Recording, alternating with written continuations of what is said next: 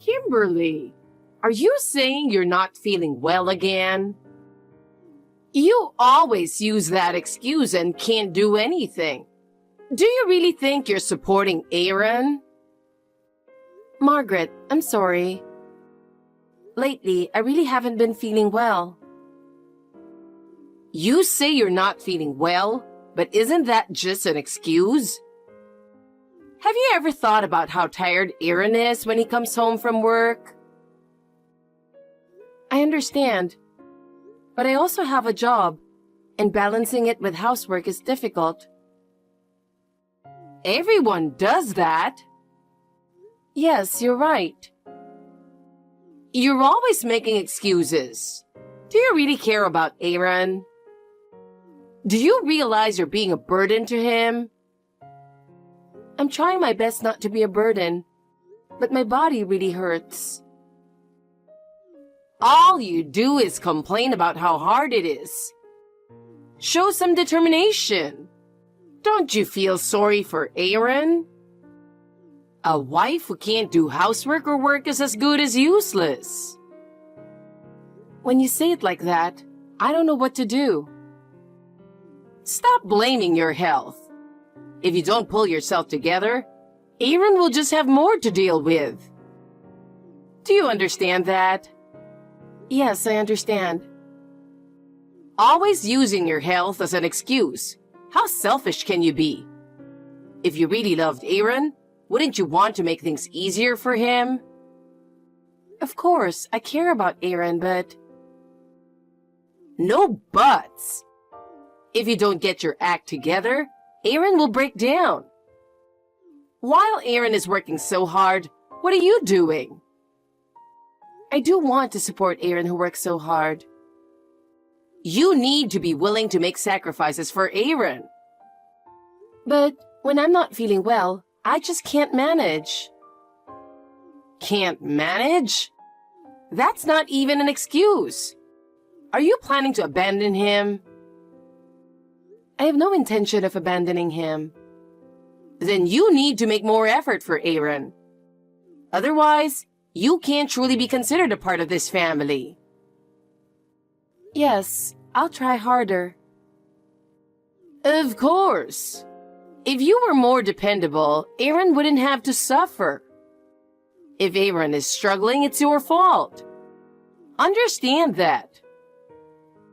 Yes, I understand. Saying you're struggling won't solve anything. Stop causing Aaron any more trouble.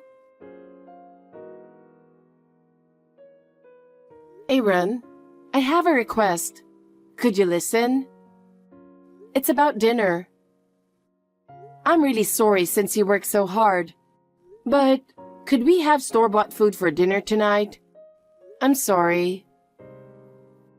What's wrong? It's rare for you to say something like that, Kimberly. Usually you say, it's too high in sodium, and won't let me eat that kind of food at all. I still feel that way, but I'm really not feeling well. Wait, Kimberly. Could it be that you're pregnant? That would be amazing if it were true. I checked with a pregnancy test, but it was negative. So, I'm not pregnant. I got my hopes up, but it seems it's not that. I see. Maybe you've caught a cold. It's the changing of the seasons, so that can happen. It's a time when people get sick easily, so don't push yourself. Well, I'm not sure. I'm not coughing, but my body feels sluggish. I don't have a fever, so it's not a cold. What about your temperature? If you have a fever, you should go to the hospital right away. I'll go with you. I don't have a fever, so I can't say it's a cold, but I just can't shake this fatigue. Every day feels exhausting and unbearable. Then it's probably fatigue. You've been really busy with work lately, and you've barely had time for me. Stop making those snide remarks. It's not that I want to be this busy. But you've been ignoring me completely lately. I know you're tired, but I'm lonely too. I'm sorry. Maybe work has been too much.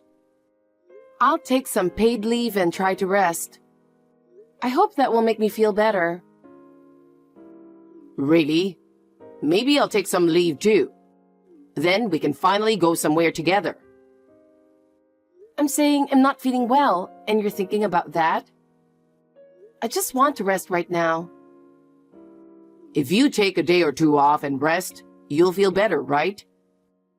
Then we can have a fun time together. It'll be a nice change and will lift your spirits. I hope so. But right now, my body feels so heavy and I can't move. I'm sorry, Aaron. Kimberly, did you feel better after some sleep? You took your medicine too, so you should be feeling better by now, right? Well, not really. What? You slept so much. You slept instead of going on a date with me. I still feel sluggish. I didn't have a fever, so I didn't go. Maybe I should see a doctor. Wait a minute. What? Before that, let's get insurance first. We don't know what might happen in the future, and it's important to be prepared, especially when you're not feeling well. Insurance? What kind of insurance are you talking about? Do we need something special? Health insurance and life insurance. Both are important, and we should be prepared now, especially life insurance. Wait, hold on. I understand health insurance, but why life insurance now? My mom said that if you get seriously ill, it becomes difficult to get insurance without conditions, and the premiums go up. So we should consider it now. Especially with life insurance, once you get sick, you might not be able to get coverage until years after the treatment is complete. I think it's wise to get it before going to the hospital. It gives peace of mind. You mentioned before that we should think about insurance soon, right?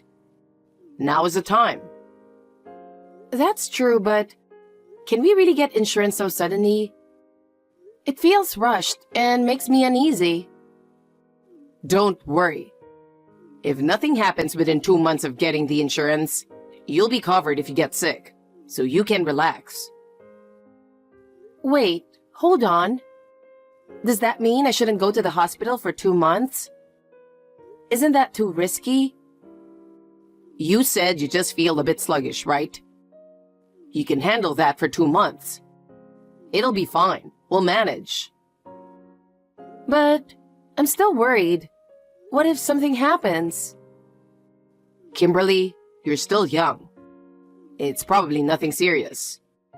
Besides, you'll likely feel better in 2 months. That might be true, but my worries aren't completely gone. Then let's go and finalize the insurance contract right away. I've already made an appointment with the agency. I've prepared everything for you. You're really enthusiastic about this. Of course. I'm worried about you, Kimberly. The thought of not being able to help you because of money if something happens. Thinking about it, I can only sleep at night. I think that's plenty of sleep. That's why getting insurance will give us peace of mind. If getting insurance can give us some peace of mind, then that might be a good idea. So let's meet at the ticket gate of the nearest station after work. We'll get it sorted right away. All right, I understand. After all, as you said, Aaron, being prepared is important. Aaron, I need to ask you something. It's an emergency. An emergency? What happened? Is something serious going on? Please come to the hospital right away. The doctor needs to talk to you. I need you to come now. Me? Why does the doctor need to talk to me? The doctor says you should hear it directly. Do I really have to go? I'm in the middle of a video game and can't just stop. They found cancer. And it's pretty advanced. What? Are you serious? You can't just drop that on me. It's spread to various parts, and the doctor says, given my age, it's progressing quickly. We should have come sooner. You were right. But it's a good thing we got the insurance, right? What's good about it? What do you mean? Well, thanks to the insurance, we can afford the treatment without worrying about money. That should be reassuring, right? It's not that simple. Even with treatment, there's no guarantee I'll be cured. What? Is it that serious? The doctor said I have 3 months left to live. 3 months? No. I can't take this. Why is this happening to me? Calm down, Kimberly. There has to be hope. Don't give up. They said surgery is difficult, so it will be chemotherapy. And it's supposed to be really tough. Will you be able to come home? I'll be able to do home care between treatments. That's the only relief, I guess. I see. So, please come now. I can't handle this alone. Got it. I'm coming right away. I don't know what you'll need for the hospital, so I'll ask my mom. Kimberly, it's been really tough for you. Being in the hospital all the time must be draining. You need to feel better mentally too. Are you able to come home tomorrow? Yeah, finally I can come home. It's been tough. It's been more than tough. You barely came to visit me. I was busy with work, and I had to do the housework since you weren't around. Didn't your mom help with that? Well, a bit, yeah. How do you know? She told me when she came to visit. She said, "My poor son, left alone because of your unhealthy habits. And if I didn't help, he'd be dead by now." That's just like Mom, always saying what needs to be said. She's reliable. Why are you taking her side? I'm the one whose life was in danger. What? I don't think what she said was wrong. I can't take this anymore. Why can't you understand? Sorry. I didn't think you'd get so upset. Oh, I know. As an apology, and since you're coming home, how about we go out and relax a bit? Well, I don't know. I guess it depends on how I'm feeling. The doctor said laughing is really good for your health. Staying home all the time would just get you down, right? That's true. But I'm so tired, so maybe something nearby? Let's go to the campsite we love. You can relax there, and being in nature will lift your spirits. No, it's too far. I can't sit in the car for that long. It'll be fine. I'll drive so you can just relax. But I'm in a wheelchair. It's not that easy to move around. Mom will help out, so it'll be okay. Your mom is coming too? More hands will make it easier, right? It'll be more reassuring, and we can handle anything that comes up. Then I'd rather pass. I don't want to have to be considerate at a time like this. You don't need to worry about that. We'll all have fun together. Didn't you say you felt like you were going to die from nerves when we went out with my parents? That was because your parents are very strict. Mom is nothing like that. Well, if we're talking about that, Even while I was in the hospital, your mom made snide remarks at me.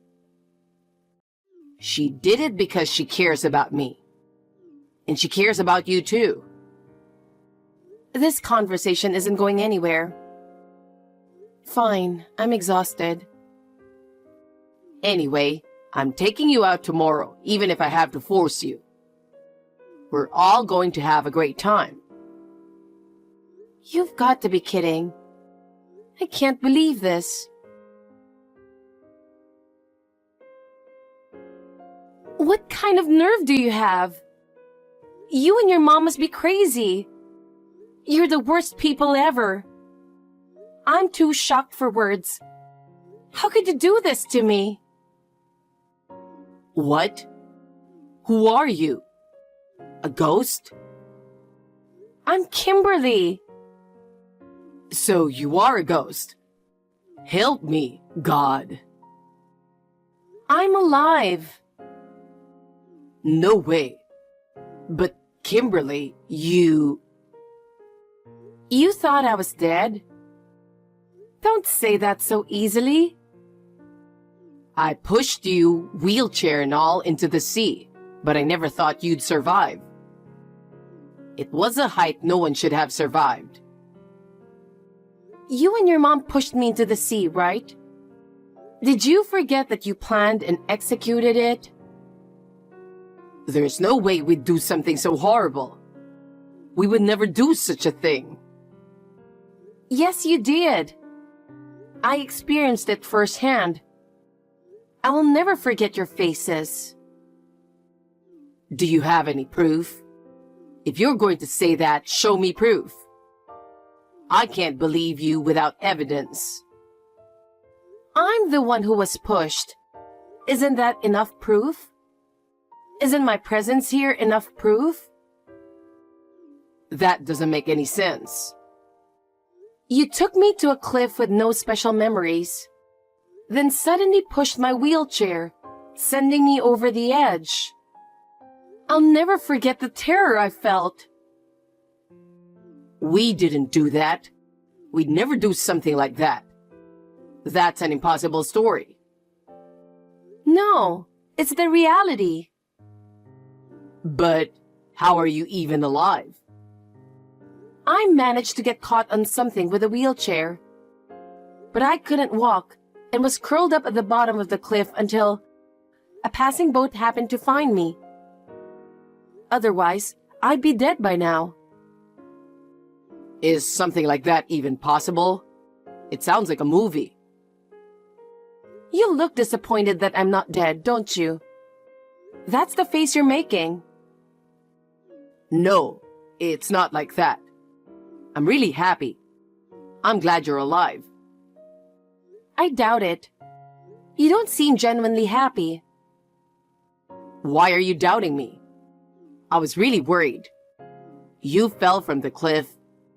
Do you know how shocked I was? Every day was a nightmare. I don't believe you. Actually, you seem more shocked now that you know I'm alive. Seeing your attitude, that's what it feels like. Why would you say that? Consider my feelings too.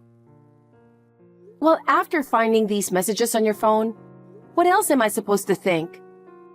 Explain this. Huh? What are you talking about? What messages? There's no way those exist. Mom, can I talk to you for a minute? About that matter? Aaron, how did it go? I talked to Kimberly about the camping trip for tomorrow. Did she agree? Did she really accept it? She was reluctant. She wasn't very keen, but I managed to persuade her to go. Well, that's fine. As long as we get her in the car, it's all good since she's in a wheelchair. Once we have her in the car, everything will go according to our plan. You've made sure the insurance is in place, right? That was my only concern. You didn't miss anything, did you? Yeah, everything is perfect. It's all going according to plan. The insurance is fully set up. Okay. Now that we've cleared the 2-month waiting period for the life insurance, there are no issues. Everything will go smoothly. Next, we need to carefully guide her towards the cliff. That's the critical part. Exactly. This way we'll get a lot of money. Our lives will become much easier. But what if we get caught? I'm really worried. If our plan gets exposed, it will be a disaster. We won't get caught. That's why we chose the memorable campsite, right? The plan is perfect. There's nothing to worry about. But there are no memories associated with that specific cliff. That concerns me. People might get suspicious. Just say there are. No one will doubt it. A wife sensing her aunt, heading to a place filled with memories with her husband, and then having an accident. It's a perfect story. There's no room for suspicion. Really? I still feel a bit uneasy. Stop being so indecisive. But your worries don't matter. Spending money on the treatment of a wife who is just waiting to die is pointless. We should think of a more effective way to use the money. Honestly, it's a waste. Our lives will get harder, and it won't make any sense. Besides, I need the money. If I don't get it, we won't be able to sustain our lifestyle. Secretly having debts behind your wife's back, huh? You've had your share of struggles. But that's your own doing. What was I supposed to do? My allowance wasn't enough. I had things I needed. Well, consider this as part of your revenge. It's a punishment for making you struggle. I see. You're right. This is for me too. Exactly. She's going to die eventually anyway, so speeding it up a bit is within the margin of error. In fact, if she can go peacefully, it's better for her too. She won't have to suffer, so it's a good thing for her. Exactly. Plus, we'll get the insurance money. That will secure our future. All right, let's do our best tomorrow. Mom, I need your full support. Leave it to me. Let's follow the plan. Everything will go smoothly. Too bad for you. I have solid proof. What? What proof? This is the undeniable evidence. You can't talk your way out of this. Why do you have this? How did you obtain it? After I was saved, I asked my mom to take me home late at night. You were sleeping like a log, drunk, even though your wife had just died. So I decided to search your phone for evidence. Do you think you can get away with that? You invaded my privacy. That's exactly what I want to say to you. Considering what you did, this is nothing. That was our kindness. We pushed you off a cliff in a wheelchair and yet you are still alive. How can you do such a thing without feeling any guilt? What's wrong with you as a human? Nothing is wrong with me. There's no money to pay for your treatment. The next one to see hell will be you. Get ready. What? What are you talking about? Keep talking. You won't be able to do anything. By the way, you had debts behind my back, didn't you? I can't manage on just $200 a month. I have too many necessary expenses. I managed with the same amount. Well, it was enough for you, but it's not enough for me. That's because you go out drinking whenever you have money and show off by treating your juniors. And also gambling. What? You knew about that too? Did you really think I didn't know? I pretended not to notice because I thought you might need some stress relief. Shut up. Anyway, I'm not paying for your treatment anymore. Do it with your own money. That's exactly what I'll do. And by the way, I'm divorcing you. That's what I wanted all along. Now I don't have to take care of you anymore. Of course, I'll be changing the beneficiary on the insurance policy. What? Is that even allowed? Of course. Why should I give it to a stranger? That's ridiculous. I signed the contract so I would get it. It's my contract, so I can change it anytime I want. This can't be happening. This ruins everything I planned. If you're upset over this, wait for what's coming next. What do you mean by that? Guess where I am right now. Your parents' house? Nope. Then where? The police station. What? I was almost murdered, remember? I brought the evidence I sent you and explained everything to them. You... what? And they're hearing this conversation in real time. No way. So what do you think will happen now? Wait, it's not what you think. You got it wrong. They're already preparing to arrest you and your mom for attempted murder. Wait, it's not what you think. My mom pushed me into it.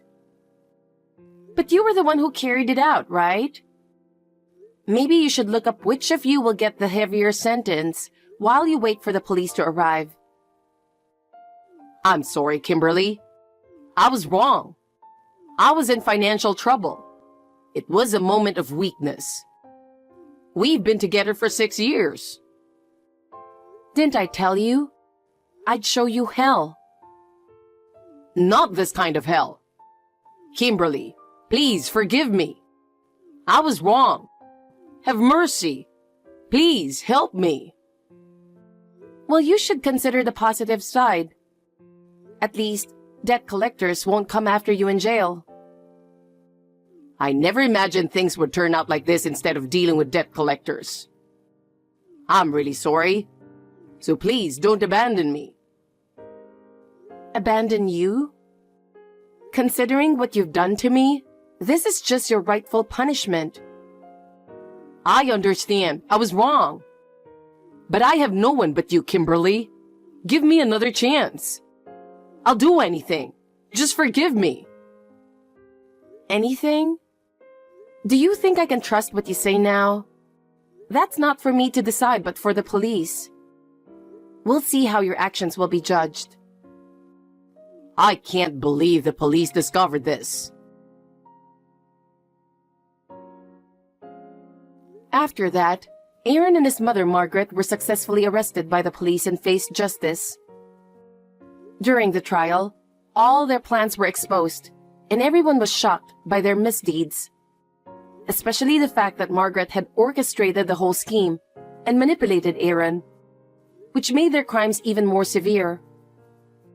As a result of the trial, Aaron received a 10-year prison sentence, and Margaret was sentenced to 8 years for conspiracy. No matter how much they tried to cover up, they could not escape the weight of their crimes. I will never forget the look on their faces in court. At first, I struggled to come to terms with everything and spent many nights crying.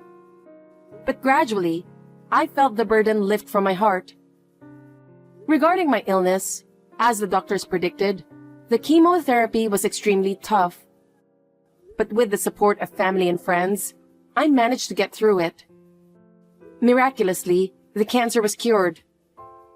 Now I have regained my health and can once again live my days with a smile.